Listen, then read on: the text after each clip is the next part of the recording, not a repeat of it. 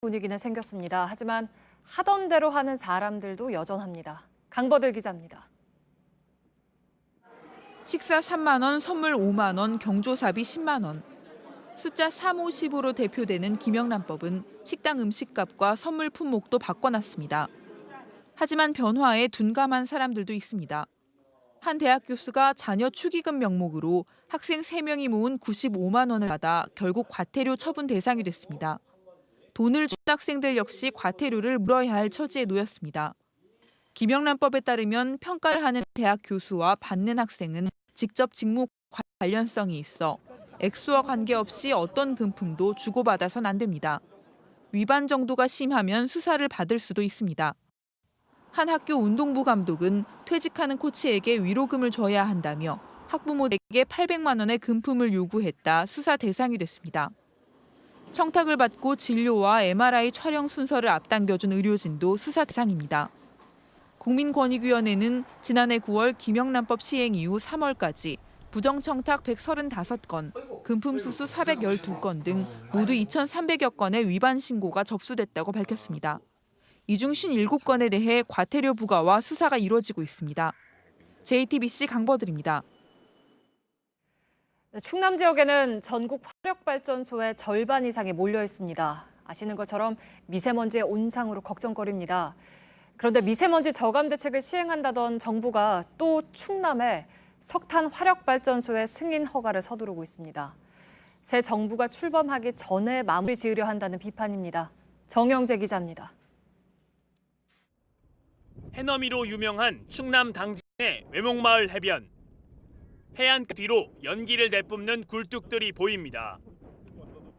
당진엔 이미 10기의 화력발전소가 가동 중인데 이번엔 해변 바로 앞까지 새 발전소가 들어서게 생겼습니다.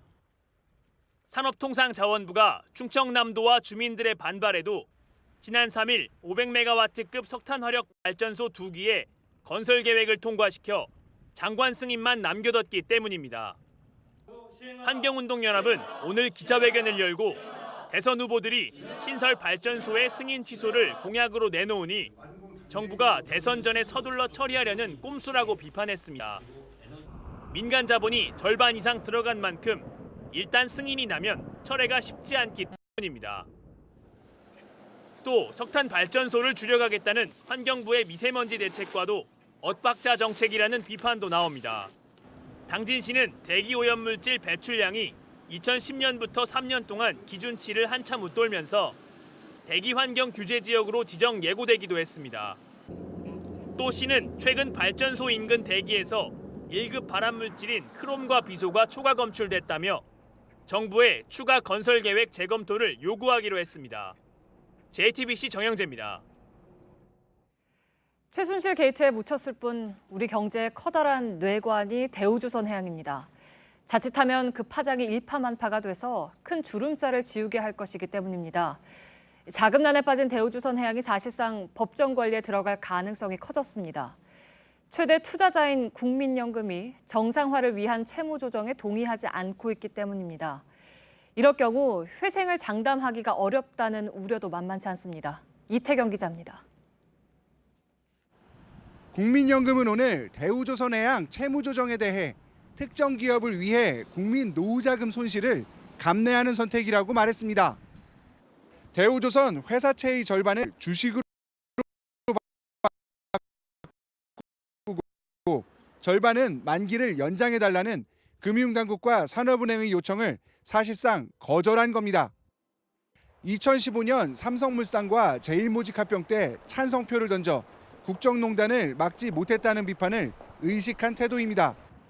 다른 연기금들은 국민연금 결정을 따른다는 입장입니다. 따라서 국민연금이 동의하지 않으면 대우조선은 더 이상 정상 경영이 불가능해집니다. 대우조선의 대주주인 산업은행은 회사채 상환 만기인 21일까지 국민연금의 입장이 바뀌지 않을 경우 회생을 전제로 한 단기 법정 관리, P플랜을 신청해 회사를 살리기로 했습니다. 법원이 P플랜을 받아들이면 채무가 동결되기 때문에 빚 부담을 크게 던 상태에서 신규 자금을 지원할 수 있습니다. 그렇더라도 대우조선이 회생할 수 있을지는 미지수입니다. 수십 척의 선박이 건조 계약을 취소할 경우 손실을 감당할 수 없기 때문입니다. 여기에 신용도 하락으로 신규 수주가 지금보다 어려워질 수 있다는 우려도 나옵니다. JTBC 이태경입니다. 승무원 수를 계산하지 못하고 초과 예약을 받은 항공사가 승객을 짐짝처럼 끌어낸 사건의 비난이 거셉니다. 미국 유나이티드 항공인데요. 인종차별 논란까지 겹쳐서 보이콧은 물론 징벌적 손해배상 얘기까지 나오고 있습니다. 정혜성 기자입니다. 공항 보안 요원이 승객과 몇 마디 말을 주고받더니 곧바로 강제로 끌어내립니다. 비명을 지르며 저항해 봅니다. 배는 환히 드러났고 입술에는 피까지 흐른 채 질질 끌려 나갑니다. No, this is wrong. Oh my God! Look at what you did to him! 오버부킹을 한 유나이티드 항공이 직원 4명을 태워야 한다며 무작위로 내릴 승객을 뽑았다는 겁니다. 69살 화교 의사인 이 승객은 환자 진료를 위해 일정대로 시카고에서 켄터키 루스빌로 가야 한다며 거부했지만 항공사 측은 막무가내였습니다. 도리어 승객이 공격적으로 업무를 방해했다는 CEO의 발언이 알려지자 전 세계적인 불매운동이 확산되고 있습니다. 악의적 행위로 피해를 끼쳤을 경우 천문학적인 배상금을 물리는 징벌적 손해배상제를 적용해야 한다는 목소리도 커지고 있습니다. 중국 누리꾼들은 분노를 감추지 못하고 있습니다. 국내 항공업계 관계자는 오버부킹을 막아야 하고 일단 비행기에 탑승했다면 내리게 하는 상황은 없다면서 일어나기 힘든 일이라고 말했습니다. JTBC 정혜성입니다. 네, 화물차는 차고지를 의무적으로 확보해야만 차량을 등록할 수가 있습니다. 그런데 가짜 차고지로 등록하는 경우가 많습니다. 심지어 산속이나 논밭을 차고지로 써내도 걸러내지 못합니다. 결국 갓길 불법 주차로 이어져서 교통사고를 낳고 있습니다. 구석찬 기자입니다.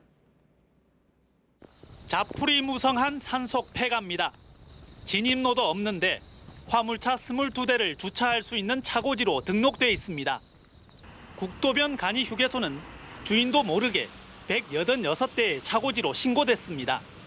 이런 식으로 최근 4년간 임야와 축사 등을 차고지로 등록해주고 622명으로부터 3억 7천만 원을 받아 챙긴 일당이 경찰에 붙잡혔습니다. 담당 공무원들이 뒤를 봐준 의혹까지 제기됐습니다. 눈으로 확인을 안 하면 서류상으로 말하죠. 현장에 와서 와보지는 그렇지 않죠. 실제 차고지가 없거나 있어도 주거지와 멀리 떨어져 있다 보니 도로변 흉기로 지적받는 화물 차량들의 갓길 불법 주차는 끊이지 않고 있습니다. 지난해 8월 부산에서 일가족 4명이 숨지는 등 불법 주차 차량을 들이받아 전국적으로 한 해 200명가량이 목숨을 잃는 것으로 나타났습니다. 때문에 공영 주차장을 확충하고 영업소에서 반경 2km 안에 차고지를 두도록 하는 일본의 사례를 도입하자는 목소리도 나오고 있습니다. JTBC 구석찬입니다. 일본의 피겨스타 아사다 마오가 은퇴를 선언했습니다. 내년 평창 올림픽에 출전하는 게 어려워지자 선수 생활을 접었습니다. 온누리 기자입니다. 지난해 12월 일본 선수권 대회에 나선 아사다 마오는 열정의 불꽃을 태웠습니다. 하지만 성적은 최악이었습니다. 세 바퀴 반을 회전하는 트리플 악셀을 시도했지만 또다시 넘어지고 말았습니다. 다시 일어선 아사다는 관중들의 박수를 받으며 끝까지 연기를 마쳤습니다. 결과는 종합 12위. 아쉬움이 가득했던 이 대회는 결국 아사다의 은퇴 무대로 남게 됐습니다. 현역 시절 아사다는 동갑내기 김연아와 경쟁했지만 번번이 김연아에 밀렸습니다. 성공하면 높은 점수를 받을 수 있지만 실패 확률도 높은 트리플 악셀은 양날의 칼이었습니다. 밴쿠버 올림픽에선 김연아에 이은 은메달을 받았고 소치 올림픽에선 16위에 그쳤습니다.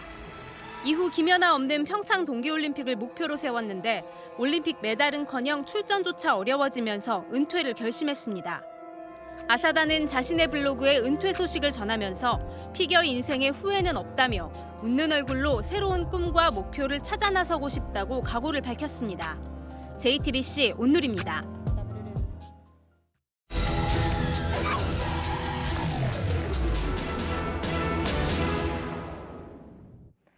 네, 성면은 세계보건기구가 지정한 1급 발암물질입니다. 그 위험성이 알려지고 나서 전국에 있던 성면 광사는 모두 문을 닫았습니다. 그런데 폐광 이후에도 성면 공포에 시달리는 마을이 있습니다.